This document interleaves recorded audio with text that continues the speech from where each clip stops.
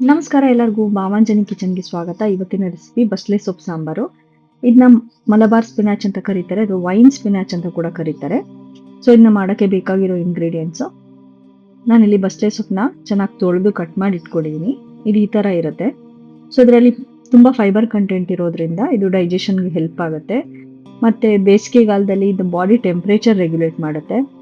ಇದು ಮೌತ್ ಅಲ್ಸರ್ಗೆ ಅಥವಾ ಬಾಯಲ್ಲಿ ಹುಣ್ಣಾದಾಗ ಇದನ್ನ ಹಸಿ ತಿಂದರೆ ಸೊ ಅದು ಬಾಯಿ ಹುಣ್ಣು ಕಡಿಮೆ ಆಗುತ್ತೆ ಅಂತ ಹೇಳ್ತಾರೆ.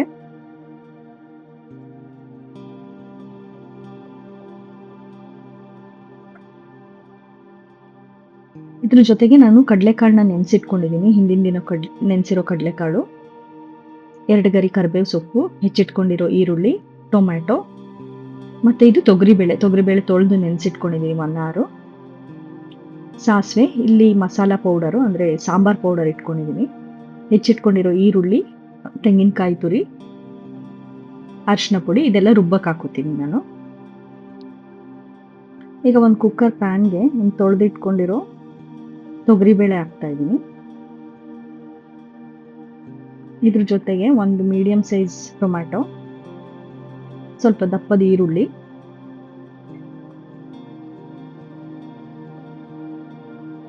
ಎರಡು ಗರಿ ಕರಿಬೇವು ಸೊಪ್ಪು, ಕಡಲೆಕಾಳು, 1 ಲೋಟ ನೀರು ಹಾಕಿ ಇದನ್ನ ನಾನು ಕುಕ್ಕರಲ್ಲಿ ಇದು ಬೇಳೆ ಬೇಯೋ ತನಕ ಬೇಯಿಸ್ಕೊತೀನಿ, 1-2-3 ವಿಷಲು.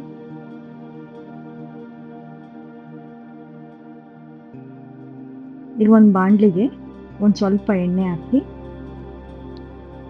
ಹೆಚ್ಚಿಟ್ಕೊಂಡಿರೋ ಈರುಳ್ಳಿ ಇದೆಲ್ಲ ರುಬ್ಬಕ್ಕೆ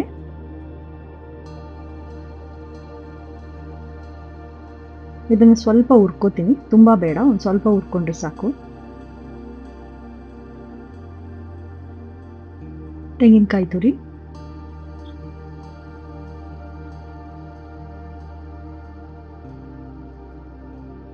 ಇದನ್ನಷ್ಟೇ ಸ್ವಲ್ಪ ಬಿಸಿ ಮಾಡಿಕೊಂಡ್ರೆ ಸಾಕು.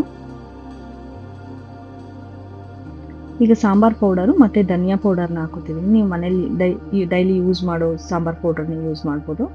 ಜೊತೆಗೆ ಒಂದು ಸ್ವಲ್ಪ ಧನಿಯಾ ಪುಡಿ, ಇದನ್ನು ಹಾಕಿ ಸ್ವಲ್ಪ ಬಿಸಿ ಮಾಡ್ಕೋತೀನಿ. ಸ್ವಲ್ಪ ಅರಿಶಿನ ಪುಡಿ, ಸ್ವಲ್ಪ ಕೊತ್ತಂಬರಿ ಸೊಪ್ಪು. ಇದು ತಣ್ಣಗಾದ್ಮೇಲೆ ನಾನು ಇದನ್ನ ರುಬ್ಬಿಟ್ಕೋತೀನಿ. ಈಗ ಇಲ್ಲಿ ಬೇಳೆ ಮತ್ತು ಕಡಲೆಕಾಳೆಲ್ಲ ಬೆಂದಿದೆ.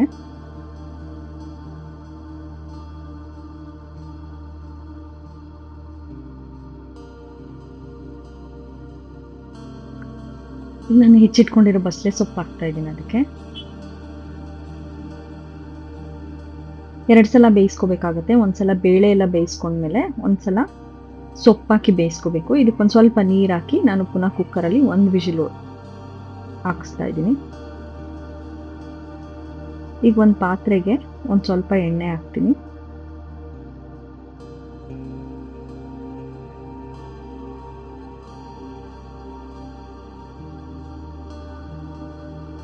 ಸಾಸಿವೆ,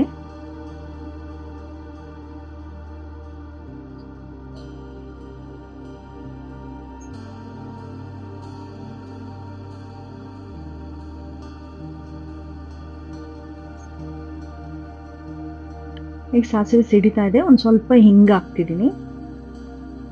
ಈಗ ನಾನು ಇದಕ್ಕೆ ರುಬ್ಬಿಟ್ಕೊಂಡಿರೋ ಮಸಾಲ ಹಾಕ್ತಾ ಇದ್ದೀನಿ. ಇದು ಹಾಕಿ ಸ್ವಲ್ಪ ಚೆನ್ನಾಗಿ ಕುದಿಸ್ಕೋಬೇಕು. ರುಚಿಗೆ ತಕ್ಕಷ್ಟು ಉಪ್ಪು,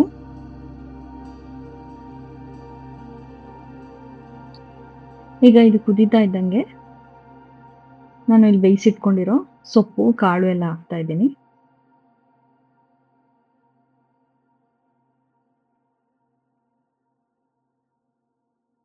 ನೋಡಿ ಮಸಾಲೆ ಕುದೀತಾ ಇದೆ. ಸೊ ಈಗ ರೆಡಿ ಆಗಿದೆ. ನೀವು ಇದನ್ನ ಮುದ್ದೆ ಜೊತೆಗಾದ್ರೂ ತಿನ್ಬೋದು, ಅನ್ನದ ಜೊತೆಗಾದ್ರೂ ತಿನ್ಬೋದು, ಇಲ್ಲಾಂದ್ರೆ ರೊಟ್ಟಿಗಾದ್ರೂ ಚೆನ್ನಾಗಿರುತ್ತೆ. ನೀವು ಮನೇಲಿ ಮಾಡಿ ಟೇಸ್ಟ್ ಹೇಗಿದೆ ಅಂತ ನನಗೆ ಕಮೆಂಟ್ ಬಾಕ್ಸಲ್ಲಿ ಹಾಕಿ. ಇನ್ನೂ ಹೆಚ್ಚಿನ ರೆಸಿಪಿಗೆ ನಮ್ಮ ಚಾನಲ್ನ ಸಬ್ಸ್ಕ್ರೈಬ್ ಮಾಡಿ, ಮತ್ತೆ ಬೆಲ್ ಐಕಾನ್ ಕ್ಲಿಕ್ ಮಾಡೋದನ್ನ ಮರಿಬೇಡಿ. Thank you.